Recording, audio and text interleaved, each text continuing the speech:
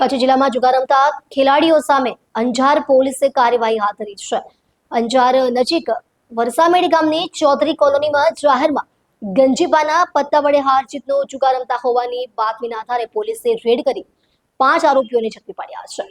VO9 Anjar પોલીસને મળેલી ચોક્કસ બાતમી મુજબ ચૌધરી કોલોનીમાં અમુક ઇસમો જાહેરમાં જુગાર રમી રહ્યા હતા. બાતમીના આધારે પોલીસે તાત્કાલિક રેડ કરી राजेश बलवीरसिंह वीरेंद्र राधेश्याम गौतम अकरम अली अब्दुल रशीद अली उम्र वर्ष 33 અને રવિકાંત હરિલાલ ચોરસિયા ઉંમર વર્ષ 20 સહિત કુલ 5 જણાને ઝડપી પાડ્યા હતા. પોલીસે આરોપીઓ પાસેથી ₹12,400 રોકડ તથા 52 ગંજીપાના પત્તા કબજે કર્યા છે. આ કાર્યવાહી ચિરાગ કોરડિયા મહેરબાન પોલીસ મહાનિરીક્ષક સરહદી રેન્જ ભુજ, સાગર બાગમાર પોલીસ અધિક્ષક પૂર્વ કચ્છ ગાંધીધામ અને મુકેશ ચૌધરી નાયબ પોલીસ અધિક્ષક અંજાર વિભાગની સૂચના મુજબ હાથ ધરવામાં આવી હતી.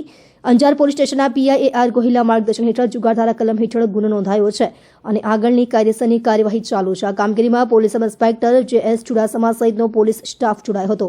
રિપોર્ટ ભરત ઠાકોર,